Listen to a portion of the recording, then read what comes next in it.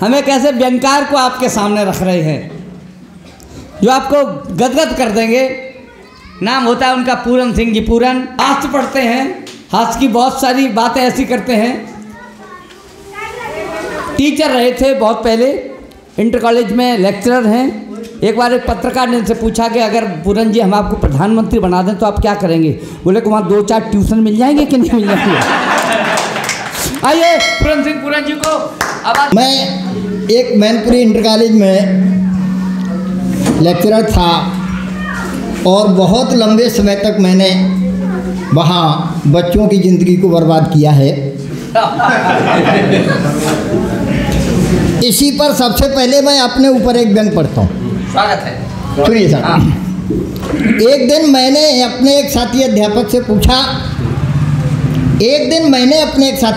से पूछा कि भाई साहब कमाल दिखाते हो, 8 के बजाय 10 बजे विद्यालय जाते हो, 8 के बजाय 10 बजे विद्यालय जाते हो, 1 के बजाय 12 बजे लौट आते हो, कभी कभी हफ्तों गोल हो जाते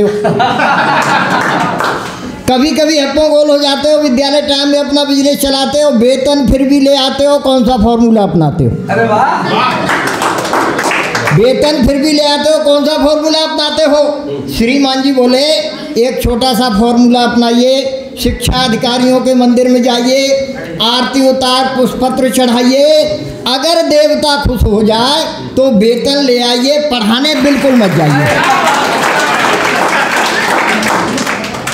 अगर देवता खुश हो जाए तो वेतन ले आइए, पढ़ाने बिल्कुल मत जाइए। मैंने कहा भाई साहब आपका फॉर्मूला सुपर हिट है, दोनों को डबल प्रॉफिट है, आपका भी घर आबाद, उनका भी घर आबाद, बच्चों की ज़िंदगी बर्बाद, शिक्षा विभाग जिंदाबाद, शिक्षा विभाग जिंदाबाद, शिक्षा विभाग जिंदाबाद। एक व्यंग मैं पढ़ना चाहता हूँ विनोद भाई। हिंदुस्तान के कवियों की एक आशा होती है, इच्छा होती है अंतिम, दिल्ली के लाल किले से कविता पढ़ने की। और जो कवि दिल्ली के लाल किले से कविता पढ़ लेता है वो मोक्ष को प्राप्त हो जाता है। तो मैंने पंक्तियाँ लिखी हैं, सुनिए। कि एक अंतर्राष्ट्रीय कवि पर कविता की ऐसी खुमारी चढ़ी कि उसने दिल्ली में कुतुब मीनार की चोटी के ऊपर खड़े होकर कविता पढ़ी।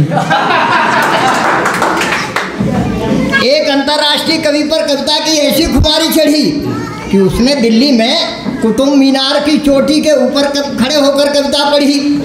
श्रोता भी उसकी एक एक पंक्ति को अच्छी तरह गुन रहे थे और आगरा में ताजमहल की मीनारों पर बैठकर कविता सुन रहे थे।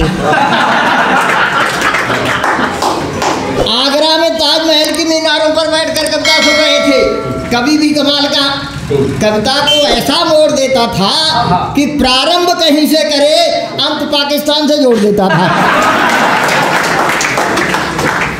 कवि भी कमाल का, कविता को ऐसा मोड़ देता था, प्रारंभ कहीं से करे, अंत पाकिस्तान से जोड़ देता था।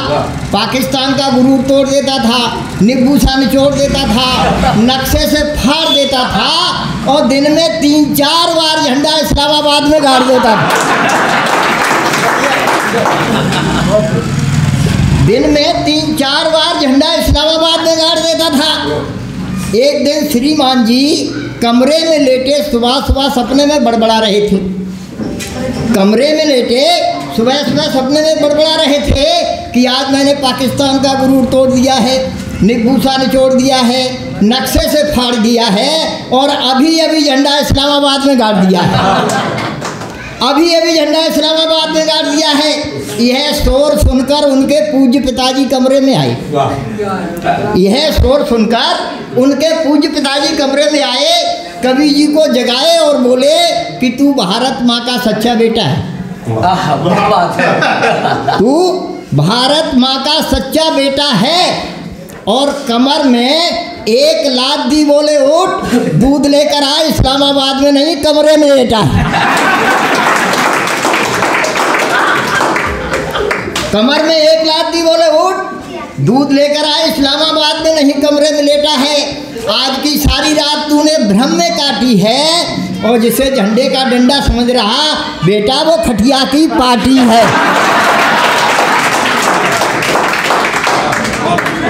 जिसे झंडे का डंडा समझ रहा वो खटिया की पार्टी है। तेरा सबसे बड़ा दुर्भाग्य तेरा मुकद्दर है। जिसे तिरंगा समझ रहा वो पलंग की चद्दर है। इसलिए सपने में इतने मत खो जाइए, यथार्थ में रहो, यथार्थ में आइए, यथार्थ में रहो, यथार्थ में आइए, यथार्थ में आइए। एक व्यंग और पढ़ रहा हूँ, व्यंग्यात्मक हास्य की रचना है कि विद्यालय में जो आजकल मैं शिक्षा विभाग से जुड़ा रहा हूँ और जो विद्यालयों में हो रहा है आजकल, उस पर मैंने एक व्यंग लिखने का, व्यंग्यात्मक रचना लिखने का प्रयास किया है कि जैसे परीक्षा होती है बोर्ड की, तो हम लोग जो है ड्यूटी करते हैं, तो हम एक कमरे में ड्यूटी कर रहे हैं, एक छात्र है वो नकल कर रहा है। हमारी और उसकी आपस की बातचीत है कि परीक्षा हाल में अध्यापक ने नकल करते हुए छात्र को डांटा। परीक्षा हाल में अध्यापक ने नकल करते हुए छात्र को डांटा, क्या मिस्टर ये नकल का जाल मत फंसाइए, जो कुछ हो चुपचाप निकालिए। हम लोग कह देते हैं जो कुछ हो चुपचाप निकालिए। खड़े होकर छात्र ने पैंट में हाथ डाला, खड़े होकर छात्र ने पैंट में हाथ डाला, 24 इंची रामपुरी निकाला। 24 इंची रामपुरी निकाला, बड़े गौरव से खोला, मुस्करा के बोला गुरुजी निकालूं, गुरुजी निकालूं, नकल अपनी या आते आपकी। क्या बात है, गुरुजी निकालूं, नकल अपनी या आते आपकी। कसम खाई है माई बाप की कि परीक्षा हाल में यदि कोई अकड़ा या किसी ने पकड़ा तो सारे बंधन तोड़ूंगा, फ्लाइंग स्क्वाड को भी नहीं छोड़ूंगा, फ्लाइंग स्क्वाड को भी नहीं छोड़ूंगा। 3 साल से हिंदी में फेल हो रहा हूँ, 3 साल से हिंदी में फेल हो रहा हूँ, लगातार प्रयत्न कर रहा हूँ, इसी क्लास में मर रहा हूँ, आज तक सफल नहीं हो पाए हैं। जब सूरदास याद किए तो कबीरदास आए हैं।